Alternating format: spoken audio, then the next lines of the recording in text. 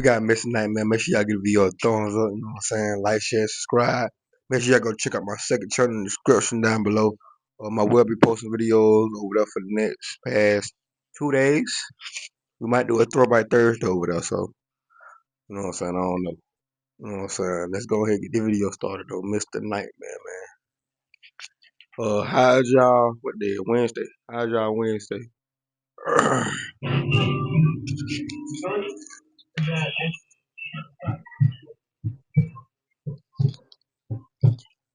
What I'm about to tell you is something that has no explanation.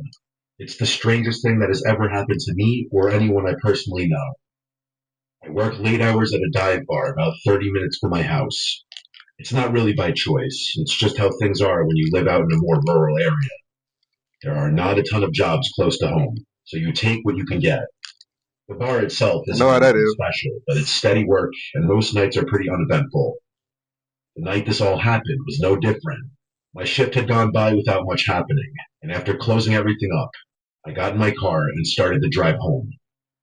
Most of the way back is nothing but a series of winding back roads. Hardly any traffic, barely any lights, barely any cars, barely anything, honestly. Just long stretches of curves cutting through woods and farmlands. It's usually a pretty quiet drive, and honestly, I've always kind of liked it for that reason.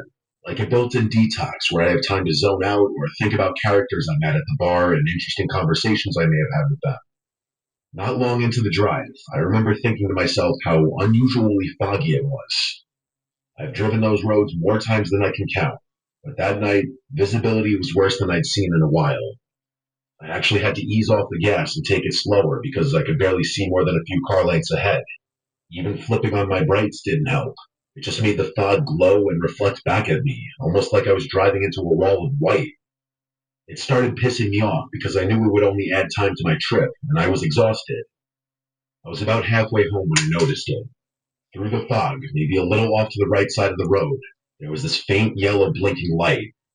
At first, I figured it was just some kind of roadside marker, or maybe a reflector, but as I kept driving, it didn't really get any closer or farther away. It just stayed there, blinking at a steady rhythm, like it was moving right along with me, keeping pace from somewhere deeper in the fog. What the fuck? The whole thing felt a little off. I couldn't tell how far away it actually was. It was like the fog was playing tricks on my depth perception. After about another minute of driving with that blinking light hovering in the exact same place, I started getting this weird feeling in my stomach. I couldn't even explain it to you. Something about it just didn't sit right with me. I decided to slow down a bit, thinking maybe if I let off the gas, the light would keep going and I'd get a better sense of. You know what that mean? You get that tingling, you know what I'm saying, that weird feeling in your stomach. You know what that mean? It's your instinct telling you to get the fuck on. Y'all better listen to it. For real. Yeah. What it actually was, or it would just continue onward and disappear entirely, and I wouldn't have to deal with it anymore. Alright. As I eased down to almost a crawl, the light didn't change at all. It kept blinking at the same steady rhythm, still holding that same distance off to the side, like whatever it was had somehow matched my speed perfectly. That's when I really started to get spooked. I finally came to a full stop just to see if it would do the same, and sure enough, it stayed right there, blinking in the exact same spot with the same rhythm. I sat there for a second, trying to figure out what the hell I was looking at and debating whether I should just turn around or keep going. That's when it changed. The blinking didn't stop, but the light itself started getting brighter, like a small flame catching a sudden gust of wind and flaring up. It wasn't flashing faster, it was burning stronger with each pulse, like whatever it was had suddenly gotten more active. That was enough for me. I wasn't about to sit there and wait for whatever that was to get any closer or weirder. Why would you? I reached down to shift into reverse so I could back up and turn around, but I realized the engine wasn't running. I swear to God, it was dead silent. I had no idea how that was even possible. The only way to kill the engine would have been touching the key, but I distinctly remember never doing that. Why the hell would I do that? At that point, my hands were shaking. My hands never shake. I pour drinks all day. My hands can't shake. As I was desperately trying to start the car, I couldn't help but think that this thing outside my car had something to do with my engine, which of course wouldn't start. I tried the ignition again and again. The engine was completely dead. Oh, hell no. Meanwhile, that blinking yellow light kept burning brighter and brighter and brighter, almost like it was feeding off something. My pulse was racing at that point. I had no idea what the hell was going on. There was no one around for miles. Not knowing what else to do, I reached for my phone, figuring maybe I could at least get some video of it or call for help. But as soon as I tapped the screen, nothing happened. Completely black. My phone had died. I knew for a fact I still had at least 20%. I had literally checked it back at the bar before I closed up. Hey, what type of But shit? now it was as dead as the engine. Before I could do anything else, the light suddenly flared to a blinding brightness, like an exploding star. I physically couldn't keep my eyes open. That's how bright it was. I threw my arms up in front of me and kept my eyes shut for 10 seconds at least, feeling the blaze of what was now a gigantic light bulb. And then, just like that, it was gone, like it had never been there in the first place. The fog was still thick, but there was nothing out there anymore. My heart was still pounding, but I instinctively reached for the ignition one more time, and this time, the engine turned over like normal. I didn't waste another second. I drove the rest of the way home with my eyes glued to the road, as if looking away for even a second would bring that awful light back. But nothing else happened that night. Nothing ever happened again, actually. I told the story to just about everyone I know. My family, friends, even a couple regulars. UFO. But no one's had an explanation that sits right with me. UFO. And trust me, I've heard every theory you could think of. UFO. UFO, buddy. That was a UFO. We already had a John Q story. This happened a couple years back. I'm a long-haul truck driver. I've been doing this for years now, so I've gotten pretty used to the long stretches of nothing. This particular night, I was on my second to last delivery of a cross-state loop, just trying to knock it out so I could get home. The route had me cutting through one of those desert highways that barely get any traffic at night. No towns for miles, no gas stations, barely even any lights. Just a two-lane road slicing through open desert under a sky full of stars. It's the kind of drive where you start to feel like you're the only person left on the planet. Damn. I was about an hour out from my next drop-off when I first noticed it. I glanced into one of my side mirrors and was kind of surprised to notice a dark SUV back there, trailing me. It wasn't riding my bumper or anything aggressive like that. It was actually keeping a pretty wide distance. But it was definitely following. No matter how fast or slow I went, it adjusted to match. For nearly 40 miles, it just hovered there in my mirrors. Always visible, always keeping that same strange gap. It never tried to speed up or pass, just sat back there like it was waiting for something. At first, I thought it was a driver who was afraid to pass me. Maybe they thought it was illegal or dangerous, but I cast that theory aside after driving through several passing zones. I guess it was possible they didn't know what a passing zone was, but I figured that was pretty implausible. As much as I was dying to know what was going on, I had a job to do. I couldn't afford to devote the whole night to figuring out what the guy behind his problem was, so I tried to ignore him. If you don't know what the pass is on, As then much you as don't I need to be tried, driving. I couldn't help but glance at his car every so often. It was really starting to make me tick, which is something I rarely ever do. Around 2 a.m., I decided to pull off at a small roadside rest area. It wasn't a full truck stop or anything like that, just a dirt lot with a few faded parking spaces and a little shed with a couple of vending machines. There were also no external lights in the whole lot except for one dim bulb flickering above the vending machines. I figured I'd stretch my legs for a minute, grab a soda, and more importantly, let whoever was behind me pass. But when I glanced back before shutting off the engine, I saw that SUV pull in too, parking way off in the far corner of the lot. At that point, whatever confusion or discomfort I was feeling became pure rage. Whoever was driving that SUV was about to get a piece of my mind. I aggressively stepped down from the cab and started making my way over to the car, not even trying to disguise my frustration. But as I was stomping my way over there, whoever was inside must have realized that I was about to confront them, because before I could even get close, the SUV's engine suddenly flared to life and they peeled out of the spot like they were running from the cops, kicking up a huge cloud of dust and gravel. As they sped past me, I tried to catch a glimpse of the jackoff who was behind the wheel, but the windows were tinted and I couldn't make anything out. I watched as the car got back on the highway, tires still screeching. Within seconds, it was gone. just a flicker of red taillights that quickly receded into nothingness. Part of me was relieved. I wouldn't have to deal with that nuisance anymore, and I could finally go about my night in peace. But another part of me was deeply unsettled. I had basically confirmed to myself that whoever was driving my car had been following me for some unknown reason. And what's worse, they clearly didn't want me approaching their vehicle, so their intentions must have been hostile. Definitely. As I was returning from the vending machines, which coincidentally were completely unstocked, so that had been a huge waste of time, I only then realized how tired the whole encounter made me. My energy was zapped, and the last thing I wanted to do was get back on the road. I figured I'd earned at least a short break after all that. Just a quick nap, an hour or two to recharge before finishing the route in the morning. I did a quick walk around the rig. I made sure the cargo doors were still locked and everything was secured tight, and climbed back into the cab. I reclined my seat, cracked the window slightly to let some air in, settled in for a bit of rest. The lot was dead quiet by that point. For the first time all night, I actually started to relax. My logic was that even if that person did mean me harm, there's no way they'd turn their vehicle around just to continue harassing me. Even if they did want to come back, finding the lot again would be next to impossible. They'd have to search blindly in the middle of a... Broke niggas will do anything if they think you got something. Broke motherfuckers will do anything.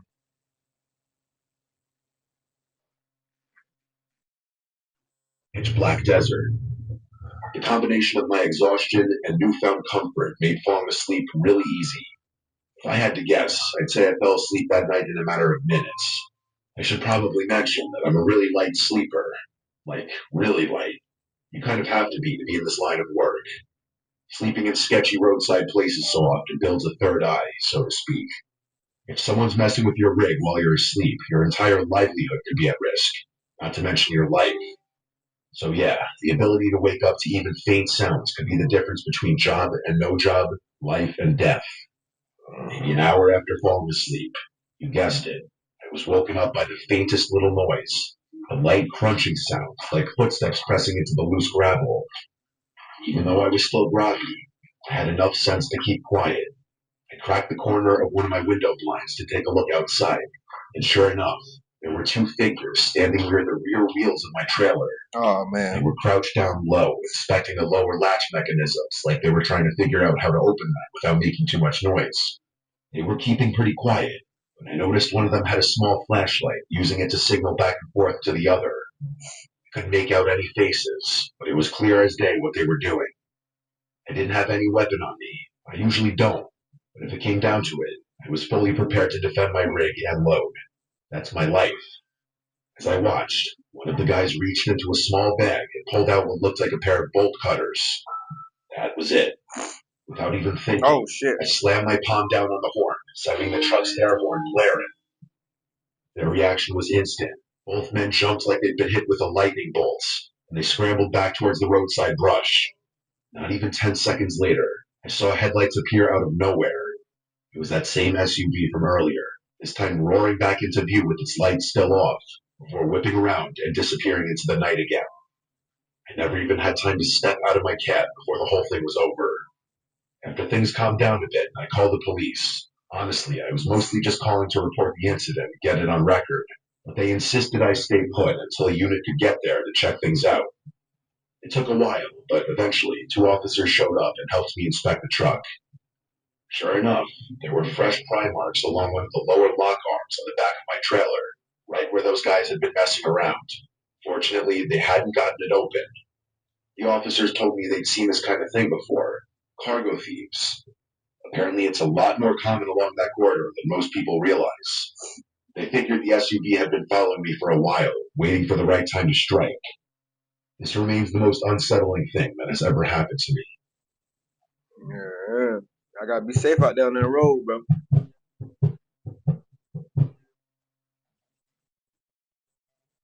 There's nothing better than a night drive, especially in the summer.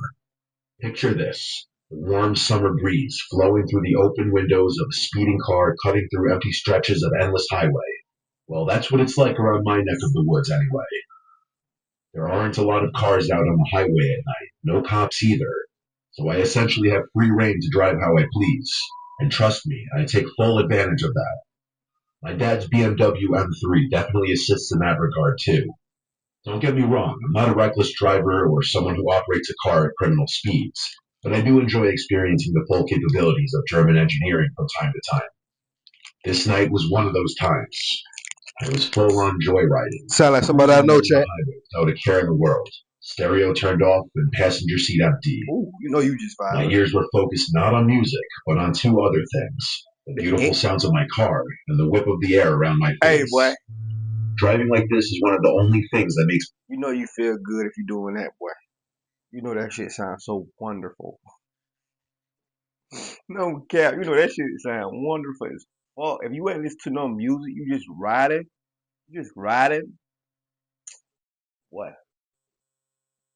highway without a care in the world. Stereo turned off and passenger seat empty. My ears were focused not on music, but on two other things: the beautiful sounds of my car and the whip of the air around my face. Driving like this is one of the only things that makes me feel truly free.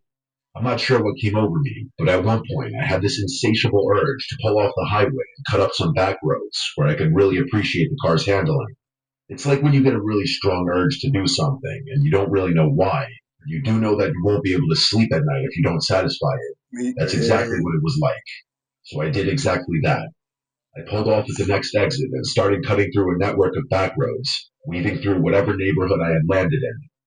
The roads were narrow and filled with tight bends, exactly the kind of driving I was looking for. I let the car open up a bit, taking the turns with just enough speed to feel the tires grip and release. The streets were completely deserted. It was just me, the car, and the road. That is, until I spotted a flicker of light in the road up ahead and slammed on the brakes just in time to barely avoid smashing into it. Once I came to a stop, I finally got a clear look at what I had almost hit. It was a shopping cart, just sitting there in the middle of the road like someone had wheeled it out and left it. The way my headlights bounced off the metal bars must have been what caught my eye and made it look a lot more sudden and dramatic than it really was. Still, it completely threw me off. I mean, it's not exactly normal to find a random shopping cart sitting dead center in the middle of a back road at close to midnight. Against my better judgment, I put the car in park, turned on my hazards, and stepped out to take a closer look. I probably should have just kept driving, but my curiosity got the better of me. The whole thing just felt so random and out of place that I had this weird need to make sense of it. The night air hit me right away, warm but a little buggy. The only sound was my cooling engine making the classic BMW ticking sound. I walked up to the cart, unsure of what I'd find inside. Groceries, maybe? No, that was ridiculous. I internally scolded myself for letting such a dumb thought even enter my brain. I peered inside the cart and realized it was completely empty. Just an ordinary metal shopping cart sitting in the middle of the road. I stood there for a few seconds, but when it became clear there was nothing unusual about the cart itself, I turned to head back toward my car. That's when I saw out of the corner of my eye, two dark figures suddenly broke out from the farmland beside the road. They were sprinting full speed, coming straight toward me. It took Let me tell y'all something. I can tell he won. And it ain't about a race thing. You know what I'm saying? It's about you know what I'm saying, worlds. You know what I'm saying? Like I was telling my home by the other day, like people live in two different worlds, bro. Like colored people, I mean what?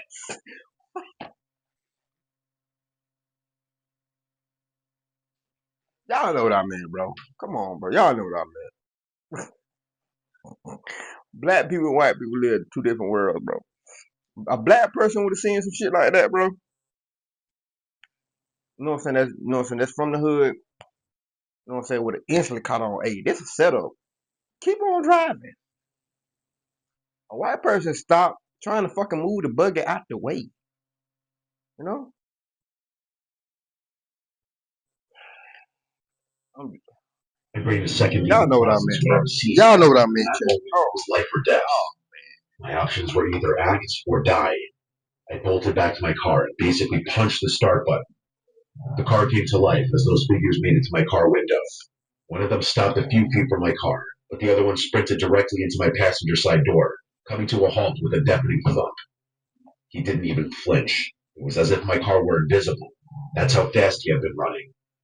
He didn't even brace himself for the impact. The two of us locked eyes, and all the confidence I just had was instantly gone. Damn. I was frozen. He stared at me with two beady, bloodshot eyes.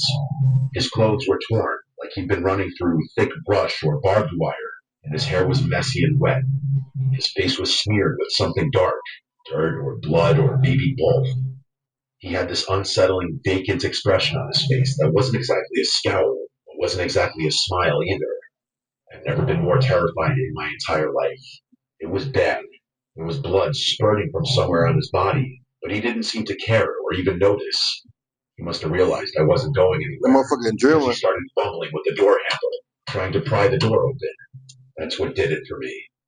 I snapped back to reality and What? maneuvered the car around the shopping cart and sped out of there. I was beyond conflicted the whole drive home. Not only was I still shaken up and scared, but part of me also felt like that person needed help for his wounds and wasn't going to get it. I debated going back to see if he needed help, but What? ultimately decided against it.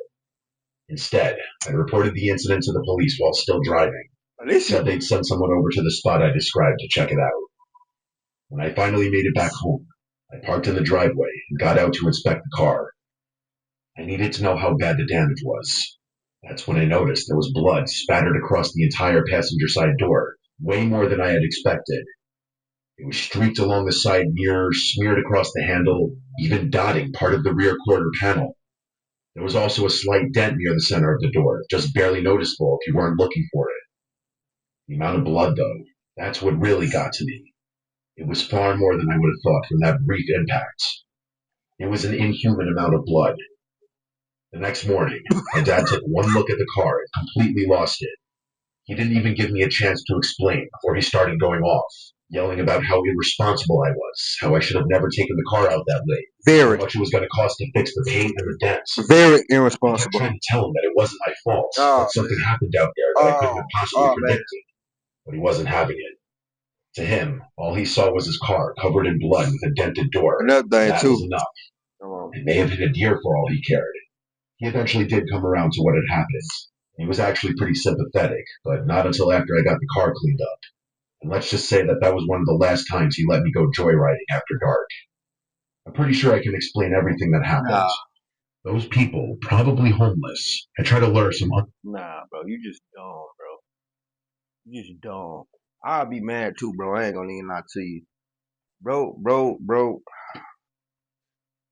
Let me tell you where he fucked up for one too. Well, I don't know. When you go in them back roads, bro, my mom be telling me the same shit. Don't go in them back roads late at night. My mom telling me the same shit, bro. Y'all start going on the fucking back roads, bro. And don't get out while it's fucking buggy or a person laying down in the middle of the fucking road. Always have your beam lights on when you going, you know what I'm saying, when you in back roads and shit, so you can see ahead of you. You feel me? Don't stop. Cause I know this guy was white. He ain't got no that's what I was trying to say. He don't got no street knowledge of what's going on. So he never been in that situation before. He don't know what to do. He ain't got no friends, you know what I'm saying, that been through that situation before, so he don't know what to do.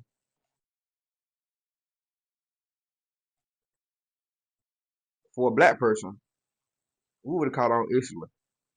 Shit like that happen in the hood all the time. Like if you from the hood, you know. You know what I'm saying? Like my city, you know what I'm saying? They'll lay down in the middle of the road and expect you to get out. And somebody else will come and rob your ass. So that's what I was trying to explain early on in the video. Well, like 5 minutes in the video. I mean, 5 minutes ago in the video. But yeah, make sure y'all give me your thoughts on like subscribe. Make sure y'all go subscribe to my second channel if y'all haven't already. Description down below. Also with my social media, y'all can request videos. See y'all when I see y'all. Love y'all. Stay safe, stay dangerous, stay out of the way. Let's ride, nigga.